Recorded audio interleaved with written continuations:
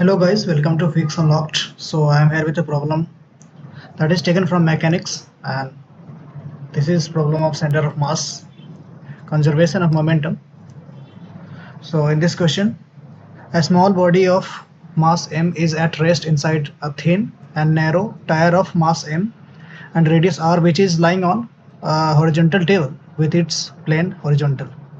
How does the center of mass of the system move if the small body is given a tangential initial velocity v naught at time is equals to t naught, t is equals to 0, as shown in the figure?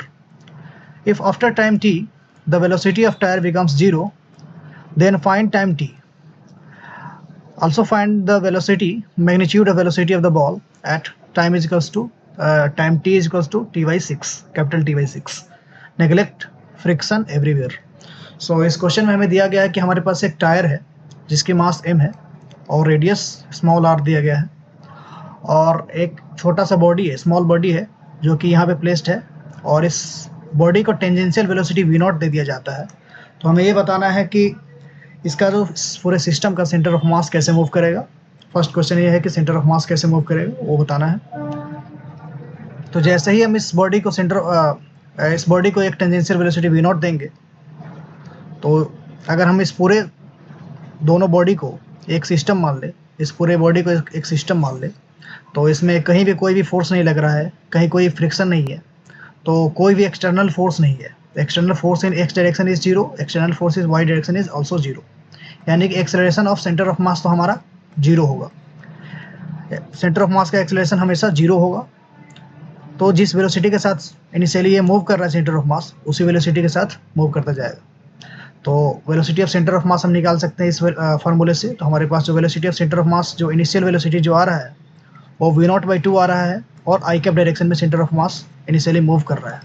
तो इसके पास कोई acceleration नहीं है centre of मास के पास, तो ये x axis में ही इस वेलोसिटी के साथ, कांस्टेंट वेलोसिटी के साथ मूव करता हुआ रहेगा हर समय. तो cm will move in straight line with this much velocity. So this is the answer to the first question, first part of this problem. अब हमें ये टाइम t निकालना है, जिस टाइम पे हमारा जो ये टायर है, ये जो टायर है ये रेस्ट पे आ जाएगा. तो इसको नेक्स्ट पेज पे देखते हैं. तो अभी तक हम देख चुके हैं कि इस पूरे सिस्टम पे, हमारे सिस्टम पे कोई भी एक्सटर्नल फोर्स नहीं है. There is no external force, summation of all force is 0. तो हमारे पास जो है वो लीनियर मोमेंटम हमेशा कंजर्व रहेगा. इस सिस्टम का लीनियर मोमेंटम हमेशा कंजर्व रहेगा. अब हम इस सिस्टम को सेंटर ऑफ मास फ्रेम से अगर एनालाइज करें, तो हमारा centre of mass v not by 2 speed से इस डायरेक्शन में मूव कर रहा है.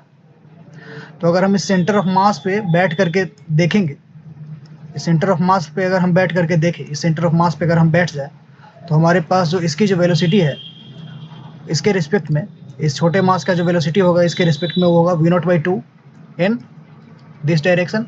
और ये इनिशियली 0, और ये टायर के पास 0 वेलोसिटी था. तो अगर हम सेंटर ऑफ मास के फ्रेम में देखेंगे, तो इसके पास एक पीछे की तरफ v नॉट बाई 2 वेलोसिटी आएगा, v नॉट बाई 2 वेलोसिटी आएगा. तो इनिशियली हमारे पास कुछ ऐसा सिचुएशन है. अगर हम सेंटर ऑफ मास पे अगर बैठ करके देखें, तो हमारा ये जो स्मॉल बॉल है वो v नॉट बाई 2 स्पीड से इस डायरेक्शन में मूव कर रहा है, और ये टायर है v नॉट बाई 2 स्पीड से पीछे की डायरेक्शन में मूव कर रहा है. अब हमारे पास अगर यहाँ से देखें, इस सेंटर ऑफ मास के फ्रेम से देखें, तो इन दोनों के बीच में एक नॉर्मल रिएक्शन एक्ट कर रहा होगा, जो कि इस सेंटर ऑफ मास से ही हमेशा पास कर रहा होगा. कहीं भी ये स्मॉल बॉडी चला जाए, तो इस पर जो नॉर्मल रिएक्शन जो लग रहा होगा वो इन दोनों के सेंटर ऑफ मास से ही पास कर रहा होगा. यानी कि torque of normal reaction between ball and tyre is always passing through the centre of mass itself. यानी कि इस सेंटर ऑफ मास पे अगर मैं बैठ कर देख रहा हूँ, तो यहाँ पे सेंटर ऑफ मास के अबाउट कोई भी टॉर्क नहीं है.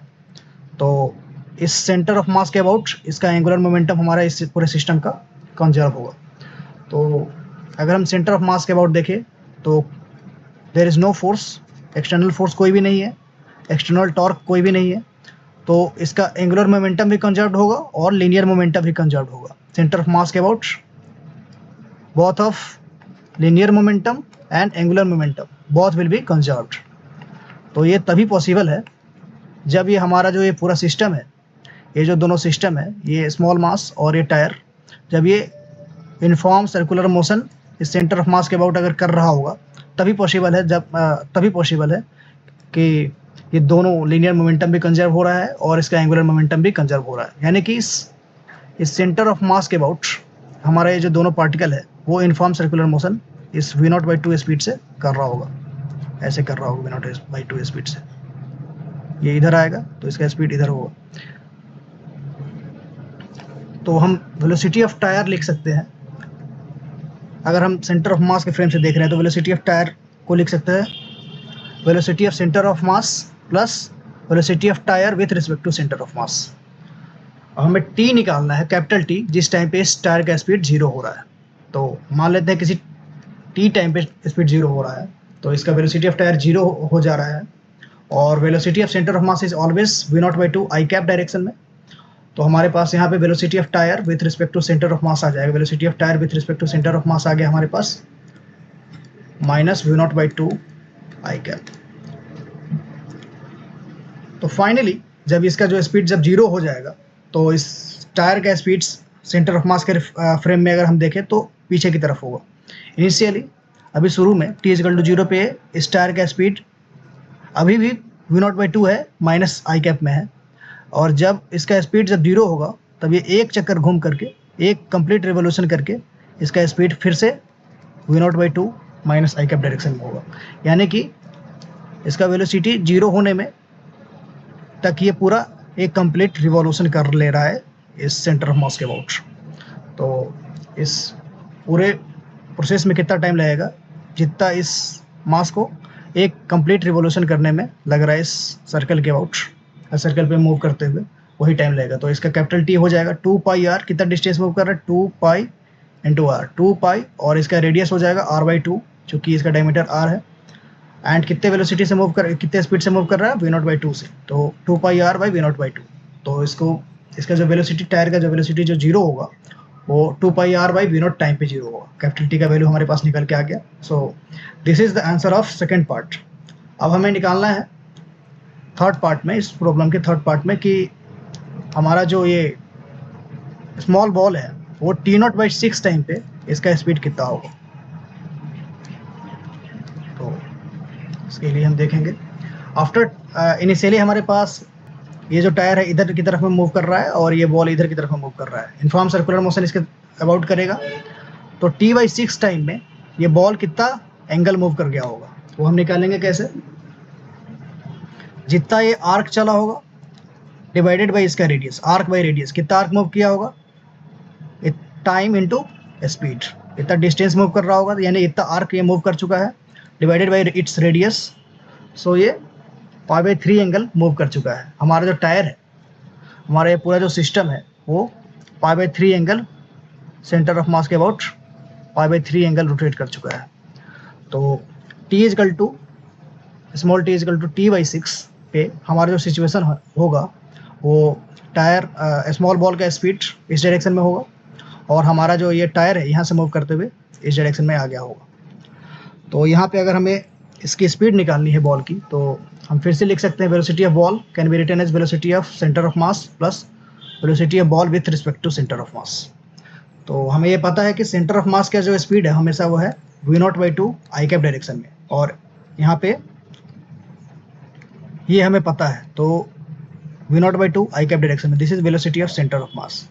अब हमें velocity of ball with respect to centre of mass, तो इस इंस्टेंट पे जो हमारा जो बॉल है वो इस डायरेक्शन में मूव कर रहा है, एक्स एक्सिस से π/3 नीचे की तरफ मूव कर रहा है, यानी कि this is velocity of ball with respect to cm, this is velocity of ball with respect to cm v0/2। इसका भी स्पीड सेंटर ऑफ मास के रिस्पेक्ट में भी इसका स्पीड v0/2 है इस डायरेक्शन में, और this is speed of centre of mass.